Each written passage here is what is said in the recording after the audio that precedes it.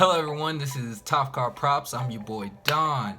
Here we are today with my very first foam prop tutorial. Now this template can be found in my Etsy shop, so if you just do yourself a favor, click the link down below, and we're gonna get you into this Power Ranger foam helmet from Dino, I forgot, is it Dino Thunder? Dino Fury? Yes, Dino Thunder. Man, I'm already forgetting. But yeah, I'm not gonna hold you guys too much longer, so let's just get into the video. Okay, first things first, now that you've got your pattern pieces cut out, we're gonna go and start with the cheek and the mouth areas. So just placing glue along the edge, make sure you spread it, let it dry or become tacky. I'm assuming you read the label, so I don't want to tell you what to do, because you are your own person, you got agency.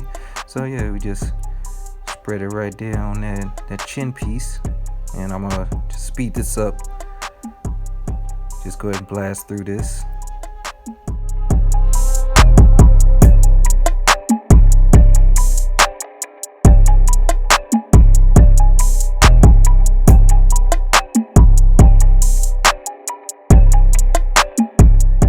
And we just line up those edges, making sure you take care of the edges are lined up. And oh yeah, don't forget to heat form. Me personally, I like to use a heat gun by Wagner. It gets up to 350 degrees Fahrenheit, pretty hot, but don't burn yourself. This will not work with a hair dryer, folks.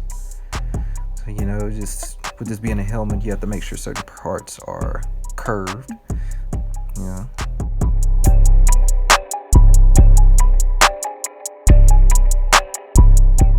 Once your glue is dry, you're gonna line up the edges where the neck comes into play, and just make sure those are flush, and just taking your time matching the edges together. And I do apologize if I get out of frame. This is a new setup for me, so hopefully in the future I can do a better job.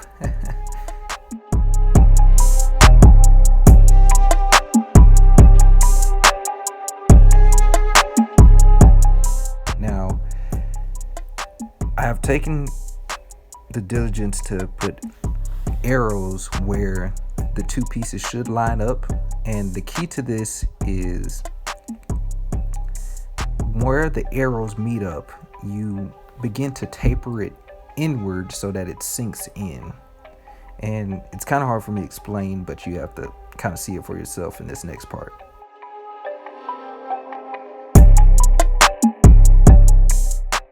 So as you can see, I'm taking careful consideration to line up those arrows, and that's where I begin the taper inward. So from there, it's just a gradual increase, and just slowly work your way in, maneuvering the foam, and just until you get around to the other side, and you should have something sunken in, sort of like that, and you get a close-up look right there. Moving on to the dome piece, there's nothing special here except that the guidelines on the pattern should be transferred to the foam as just a better way to assist in lining up the horn piece later. So not much to this right here. You just put in contact cement in all the darts, and just making sure all your edges are flush, unlike me right there. I had to pull it apart. And yeah, just take your time, just have fun with it, folks. There's no real stakes here. And right now I'm just heat forming it so it'll have a more curved shape.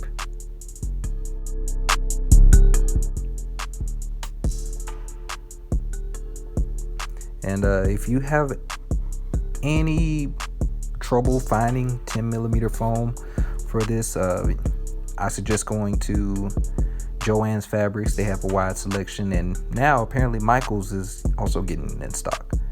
Moving on to the back piece, same as the dome, you just put glue in all the darts and make sure you follow your contact cement's instructions, and just line up those edges, making sure they're flush. And if you have any difficulty with getting the foam into shape, make sure you take your heat gun to it again. Just try your best to mold it into that dome shape. Next here is the horn pattern. So I've put on the pattern where you have to cut into the foam. So as you can see here with my hand, I am angling the blade inward towards the foam to give it angled edge. And so you just repeat it with the designated lines that are on the pattern until everything is cut out.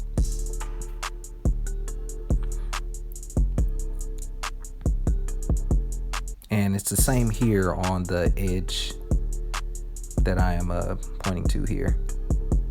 Now this is where the two smaller pieces are going to be glued in, and those can be a little bit troublesome to get into place as well, but you just take your time and try not to rip your foam. Now this is craft foam. I don't recommend using craft foam because it is very soft, but yeah, I mean, you get it how you live. Now here I am using a wood burning tool to cut in a recess into the foam because this pattern piece has to actually make a sharp turn. So yeah, you just cut in that little recess channel and then you take it from there and put glue in there. Close it up. So this is the horn pattern,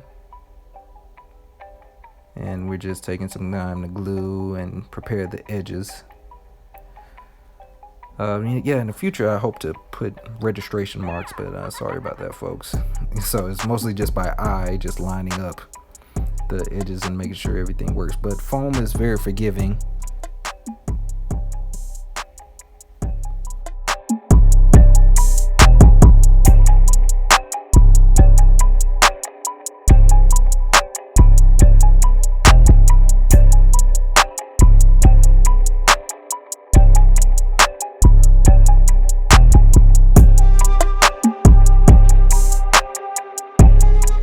Next, we're just cutting out the more horn pieces and just taking the wood burning tool to that V groove. No glue this time because it's such a small area. You just pull your hair out trying to make it perfect. So we're just repeating the process again on the other side.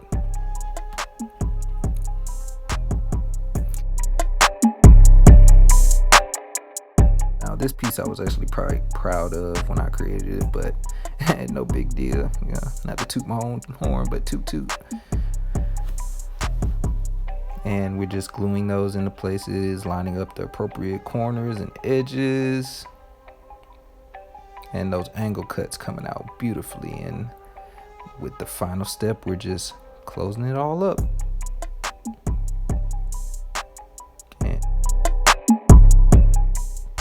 Now, those guidelines that I put in earlier are, again, just here to help in placement of the horn. So you just put the glue on and just take your time and line it up as best as possible. But again, it's not that serious.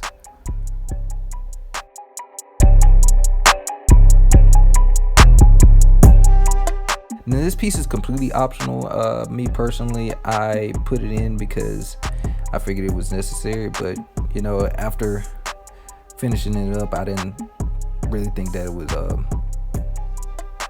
belong. So I mean, if you want to keep it in, be my guest.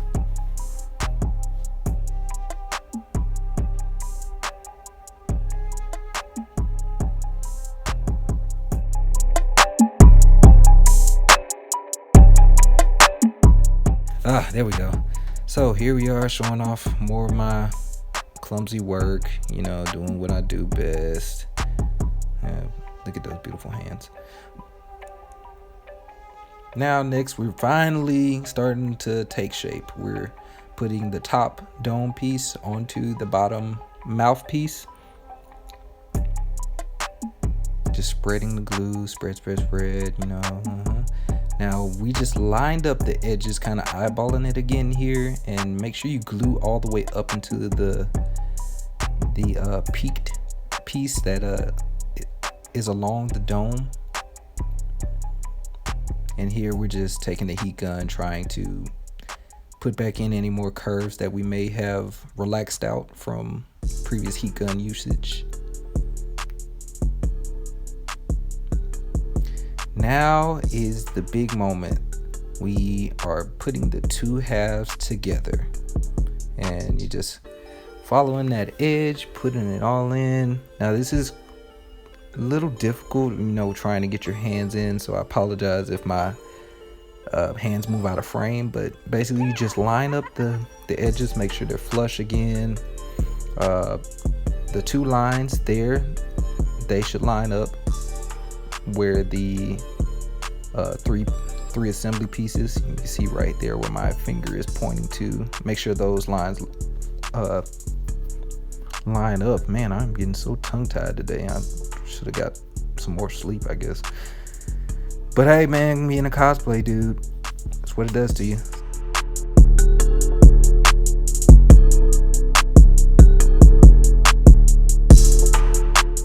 And there you guys have it. This is the finished product. So as you can see, I did not put anything to get inside the actual helmet, but I suggest just cutting out a section, putting in some magnets, and there you have it. But if you have any more questions or just need guidance on something, feel free to message me on Facebook, Twitter, Etsy, YouTube, wherever you can find me. Just search my name, search my channel name, you'll be able to hit me up. And yeah, just let me know what else you guys would like to see on this page, and don't forget to like and subscribe. Thank you guys. See you next time.